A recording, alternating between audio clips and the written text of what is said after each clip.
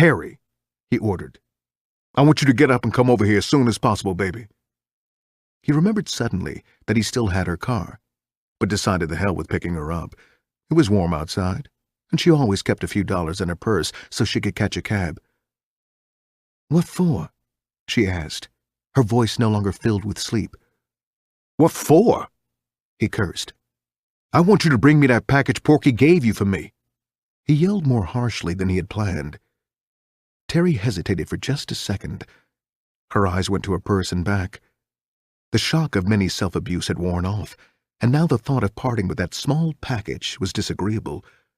Suddenly her mind was filled with a fierce desire to keep the small amount of dope. An unspoken warning ran through her, and she knew she would need it before the day was out. She wet her lips, thinking about taking a small blow now that she was awake. I don't know nothing about a package Porky gave me for you. He gave me some stuff, but he sure didn't say anything about it being yours. And besides, she added, Minnie and me snorted it up last night. What? Teddy asked, not wanting to believe what he had heard. When she repeated it, he could only hold the phone dumbfounded. Finally, it dawned on him that she didn't have any dope. Before the words had completely worked their way into his consciousness, his body began to react to the news. His nose began to run. He sniffed twice and slammed the receiver down as she started to inquire about her car. He cursed loudly. It was that goddamn dope-fiend-ass bitch Minnie. A dope-fiend bitch wasn't shit, he swore. He planted his feet firmly on the floor. All thoughts of trying to have a bowel movement had disappeared. His only thought was where he could get the money for a fix. He stared stupidly at the closet. He had pawned his last suit a week ago, so there wasn't anything left to pawn. He began to dress hurriedly. Something would have to be stolen and sold real quick. His knees began to feel stiff, and he knew he was becoming boogie. His mind raced feverishly. He had to have a fix. Suddenly his sister's voice drifted through the thin bedroom wall. Something in the back of his mind clicked.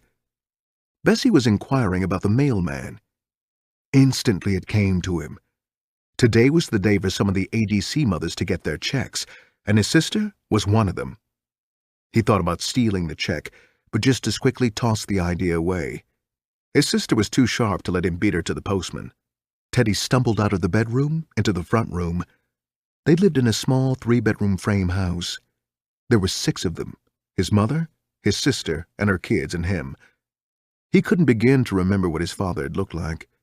When he was 4, his father was stabbed to death in the neighborhood bar.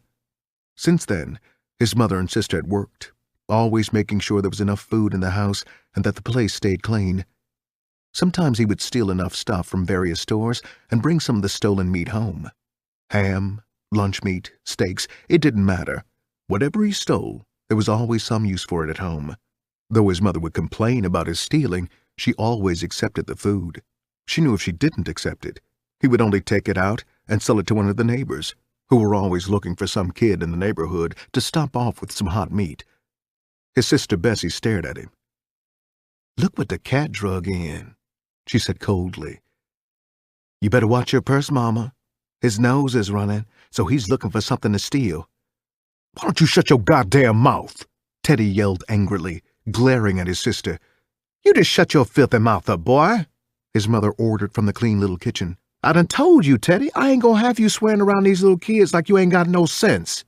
You better get your mind right, boy, or either get out in the streets and stay with them bums you run around with." Teddy stared at his mother. For a moment, he wanted to cry. To be able to lay his head on her huge bosom and beg for help, for understanding. He needed someone to understand the hell he was caught up in. He stared at her short, squat figure and knew she would never understand. Her wide face would fill with concern because she loved him, but she would never be able to understand his being strung out on a habit. "Anything you couldn't control, leave it alone," she would say. She had once liked to drink, but after getting religious, she had quit. She believed firmly that that was all you had to do. Quit. On many occasions, she had tried to get him to go to church with her, believing that once he found God, the desire for dope would just disappear. He turned to his sister. "Bessie, I got to have $5. How about loaning it to me when your check comes? Bessie snorted. Huh, that's what you said last check day, and I ain't got my money back yet. She glanced out the window for the mailman. You keep up with my check day better than I do. Bessie looked like a younger version of her mother. She was short and plump, with a round face. The only difference was that she had the same golden-brown complexion Teddy had, while their mother was dark. Why don't you ask that Miss Fine you're always running around with? She got a job downtown and all them pretty clothes. That's where you ought to be trying to get your money from, Bessie stated, putting her hands on her hips. I got 3 kids to support, and I sure can't take care of no dope fiend. You got that wine-head nigger to support, Teddy yelled, losing his control. You just keep on, and he's gonna put another baby in you. It ain't none of your business what me and him do, she answered angrily, and at least he ain't no damn dope fiend. Their mother came into the room, tossing her arms in the air. You 2 kids is going to be the death of me yet, always arguing about nothing. Why, you carry on worse than the little ones, and that's a fact. She spoke to her daughter. You better pay heed to what he said, too, Bessie. I don't want you coming up with no more babies. She remained silent for a moment. And you ain't got no money to be giving that man either. If he comes sitting around here today, I'm sure gonna tell him about it. She turned on Teddy. Ain't you got Terry's car out front? I seen it when I come back from the store, she said, not giving him time to answer. Bessie May, you pay that boy something to take you and them kids to Kmart's so you can buy them some shoes and pants. Why, them boys of yours is running around with their feet on the ground. Bessie squirmed. Oh, Mama, you know I can't keep them in shoes. They just run around outside and kick cans with them, and a week from now, they've been ran so much that the soles will be coming off. I don't give a damn, her mother said unyieldingly. You had 'em, and you gon' damn well take care of 'em. You hear me, girl? You ain't got too big for me to take a strap to, and don't you give me no sass. You always starting something, Bessie said, turning and taking her anger out on Teddy. Their mother walked to the window and looked out. You get them kids ready, 'cause the mailman will be here any minute. Damn you, Bessie said softly, so that her mother couldn't hear. I ain't gonna give you but $5 to take us shopping, Teddy, she said loudly over her shoulder. Give me the money now, he ordered. I'll be back by the time you get the kids ready. Her mocking laughter drifted back to him. I wouldn't give you the time of day. You must think everybody in this world is a damn fool but you, don't you? She asked harshly. Teddy started to pace up and down the small living room. His nose continued to run. Every 2 minutes, he would yell at his sister to hurry up. Finally, he walked into her small bedroom and started to help her dress the children. He dressed both the little boys while she dressed the girl. Bessie watched him, amused at his discomfort. I don't know why you keep rushing, fool. We can't go nowhere until the mailman comes, she added sharply. What's wrong, Teddy? That little monkey you got on your back done turned into a full-grown gorilla? He wiped his nose on the back of his hand. Don't worry about my thing. I can handle it, he replied arrogantly. She stared at him closely, her eyes suddenly filling with compassion. Teddy, why don't you commit yourself to some hospital? You should be able to get help somewhere. You ain't doing nothing but throwing your life away now. Look at you. I used to be so proud of my little brother. You used to stay sharp, and people used to talk about what a sharp dresser you were. But now, since you've been using that dope, you ain't nothing but another dope fiend. You done pawned all your clothes or sold them. You don't keep your hair done anymore.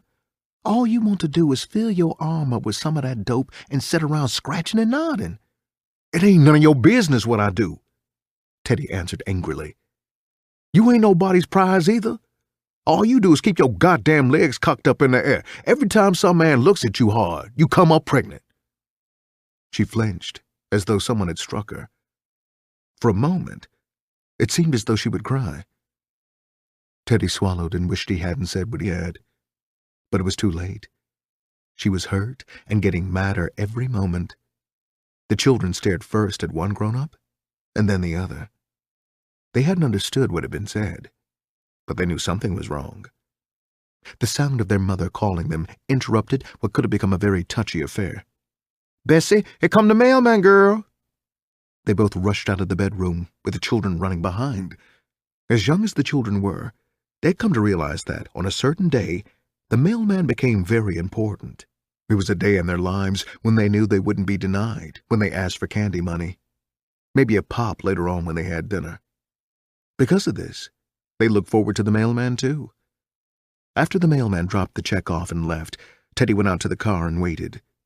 It wasn't long before he was blowing the car horn, trying to rush his sister up. She finally came out of the house, closely followed by the children. "God damn it, Teddy!" she yelled as she climbed in the car. "You ain't got to wake up the whole neighborhood just 'cause you want $5 funky." Teddy didn't reply. He knew that, now they were out of the house, he had better be careful about what he said to her. If she got mad, she would get out of the car and find someone else to take her out to the shopping center. And that would be the last he would see of that $5 bill. He removed a piece of toilet paper from his pocket and wiped his nose. He began to sweat under his arms. The sweat ran down inside his shirt, and he knew that it would have a rank odor to it. If he didn't hurry and get a fix, he would be too sick for a $5 pack to help him. He wasn't worried about getting high. What he wanted was a fix so that he could feel normal again. Later in the day, he would try to hustle enough money to get high, but for the moment, he had only one concern: to get the sickness off.